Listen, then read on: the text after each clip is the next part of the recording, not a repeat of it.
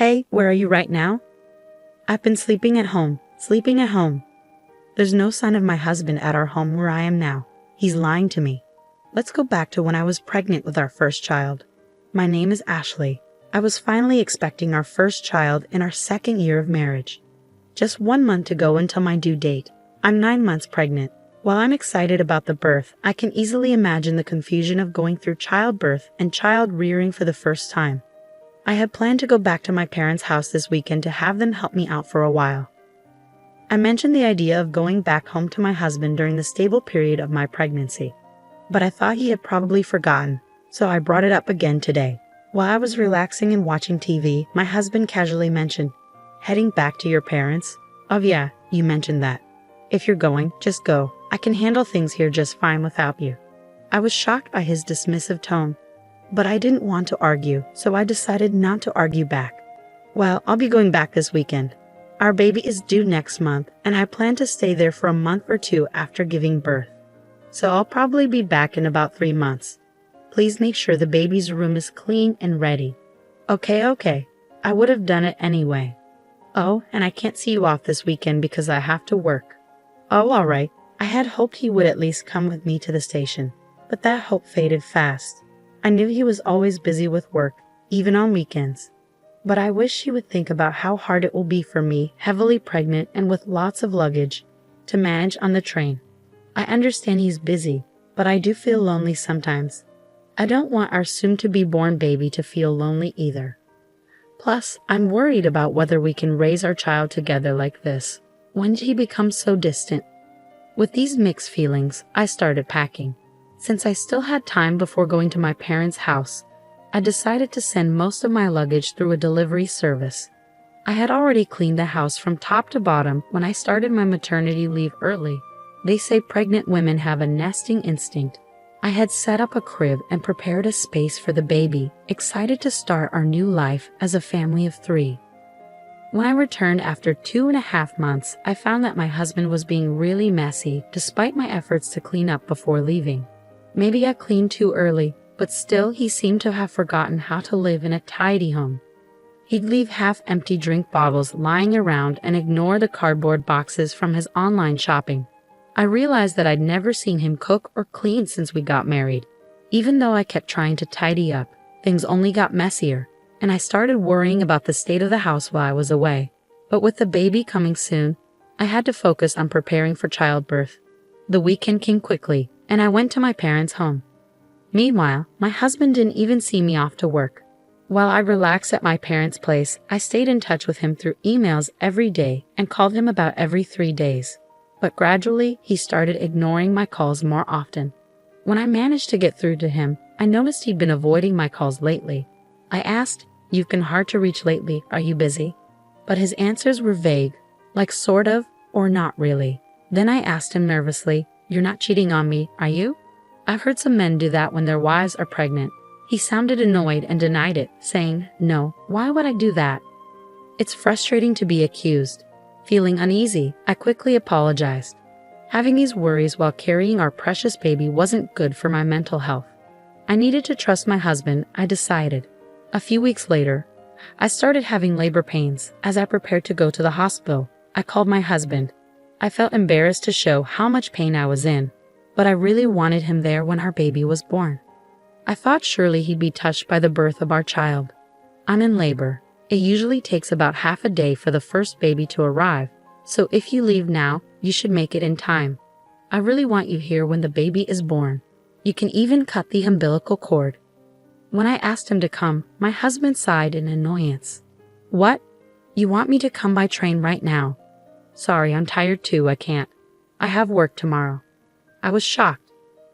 "Are you still talking about work at a time like this? Our baby is being born. Isn't our child more important than work?" He snapped back, "Stop it. My job can't be replaced. This is a once-in-a-lifetime moment, I know. But my work is crucial. If I don't do it, it won't get done. Can't you understand? I have to go. I'm busy." And he hung up. I tried to convince him, but he wouldn't listen. As I sobbed through the pain of labor, I wondered why he was so indifferent to our child's birth.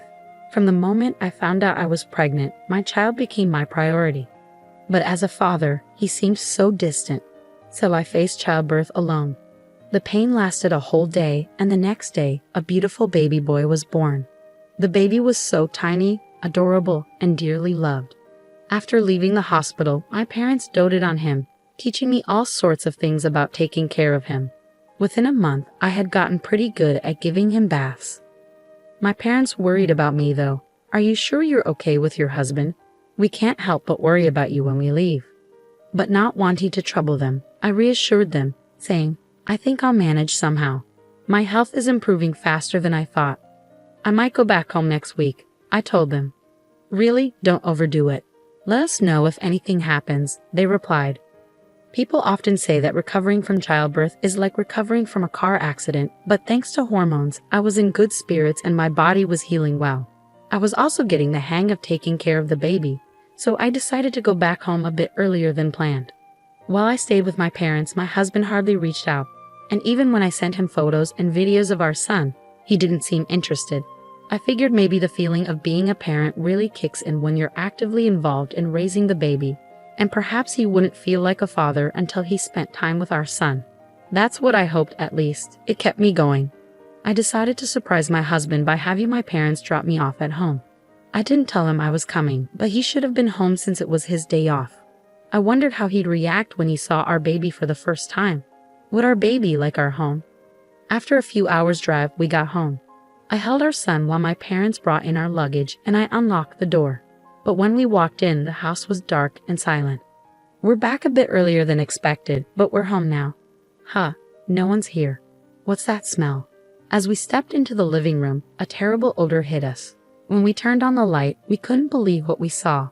The room was a mess, like a garbage dump. Dirty dishes and half-eaten food cluttered the sink. Clothes and trash were strewn all over. And there was even moldy juice sitting out, stinking up the place. The table was covered in stains and grime. The bathroom was also filthy, with black mold in the shower and sink, and the toilet was dirty and smelly. And worst of all, the crib we had prepared for our son was filled with unused cardboard boxes and trash bags. I had asked them to keep the house clean for our baby, but this was the opposite, and I was shocked. There's no way we can live in such a dirty house, and I'm especially upset about the crib being ruined. Seriously, what's going on here? There was no way we could raise a baby in a place like this. My parents were furious and searched for my husband, checking every room, but he was nowhere to be found. Where could he be on his day off? Was he working another weekend shift? But we couldn't even confirm if he had been working those shifts before. He wasn't paid extra for weekend work, and his company followed the regular work schedule. I had been suspicious of his disappearing acts on weekends. "Let's try calling him," I suggested. Unable to bear being in the messy room any longer, I ushered my confused parents outside and dialed my husband's number. But he didn't pick up. Finally, after the third attempt, he answered. "Hey, where are you?" I asked. "I'm at home," he replied. "Why?" "Just at home," he repeated. We had searched the entire house, but there was no sign of my husband. Could he possibly be buried under all this trash? But we couldn't sense anyone there, and his voice didn't sound like he had just woken up. Then I heard a woman's voice on the phone. I couldn't make out what she was saying, but it was definitely a woman's voice. That's when it hit me. He's cheating on me. I can't believe he'd do this while neglecting our child. The house was a disaster while we were away, and he was cheating on me. I was furious. A father like him isn't needed for our son. I'm done with a husband like this. If he prefers that other woman, then he can have her. How can you live in such a filthy and foul-smelling house? Oh, I understand. Maybe a burglar broke in. I need to call the police. What? But you're at your parents' house, right? What are you saying? Suddenly, my anger boiled over at my husband's evasiveness, and I raised my voice. You're the one lying about being at home, aren't you? Stop pretending. It's completely unacceptable to let the crib turn into a mess. I'm not returning to this house. We're getting a divorce. I ended the call abruptly and quickly reported to the police about the supposed burglary, intending to confront my husband. I instructed my parents and son to head back to my parents' house and waited for my husband in front of our home. The police arrived before my husband did. I welcomed them into the house as if they were guests, and soon after, I spotted my husband approaching, accompanied by another woman. As my husband came closer, his expression seemed to say, "This is bad." I confronted him, saying, "Hey, you weren't supposed to be back until next month." "But who is she?" The woman next to him glared at me, her arms crossed. "And who are you, for that matter?" she retorted. Despite encountering his mistress, I strangely felt calm. I decided to question the woman. It turned out my husband had been meeting her without revealing he was married. I was so disgusted with him that I didn't know how to react anymore. "Hey, at least let me explain," my husband pleaded, trying to grab my shoulder, but I slapped his hand away, not wanting him to touch me. "Don't touch me. It's disgusting. The police are checking the room right now. I hope you're embarrassed having them see the mess you've made. I'm leaving now. You can explain to the police. Goodbye." Leaving them stunned, I went back to my parents' house, ignoring the numerous calls from my husband. That night, I finally decided to respond. It seemed he had explained the situation to the police, and he returned home looking troubled. It must have been embarrassing for him to see the police struggling in the messy room, but he brought it upon himself. After being rejected by the woman he had been deceiving, all that was left for him was shame and a wrecked house. "Please, I'm sorry. Come back. I've been looking forward to seeing our son," he pleaded. If he truly felt sorry, he should have come to my parents' house at least. Thinking he could apologize over the phone, and everything would be fine shows what kind of person he is. I can't imagine a future with him. Even though you never showed any interest before, you suddenly care? You weren't even there when I gave birth, despite me asking you to come several times, I pointed out. "Well, I thought you knew that I would. I'll clean up the room. I can't do household chores without you. I need you," he pleaded. I could imagine my husband growing more desperate and flustered on the other end of the line as I continued to reject him. "No matter how much you beg, it's not happening. You should have stuck with that woman. If you can't handle housework, have her do it for you," I responded firmly. But that was just a fling. It was a momentary lapse. "You're the only one for me, Ashley," he insisted. "A fling? Weren't you seeing her every time you said you had to work overtime?" I countered. "Well, that's a different..." He trailed off, unable to explain himself. I pressed my husband, who was mumbling incoherently, and he confessed that he had been cheating on me with multiple women from his high school that he had reconnected with at a friend's wedding party. He's a scumbag either way. There's no point in talking, I thought to myself as I listened to him desperately apologizing, his voice close to tears. "I can't believe it. You disgust me. Were you planning to touch our son with those hands?" "Unthinkable," I said, feeling a chill run down my spine. I won't do it again. I'll come to pick you up right now. I want to see you and our son. I'll prove my sincerity. Let's go home together," he pleaded. I couldn't believe what I was hearing from his defiant voice. What was he thinking at this point? "I can't trust you. There's nothing more to talk about. I'll raise our son on my own," I declared firmly. "Ashley, please forgive," he began, but I hung up before I could hear the rest of his words. The sound of the call ending echoed emptily in my ear, and that marked the end of our short marital life.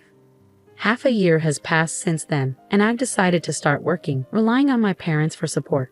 Once I've saved up enough money, I intend to leave my parents' house and start living on my own with my son. I'm in the midst of divorce negotiations with my husband, mainly for the sake of alimony. Despite his limited experience living alone, my husband is apparently unable to manage household chores, and most of his meals are from dining out, leaving his house in disarray. However, that's no longer my concern. I will do my best, showering my son with abundant love and care.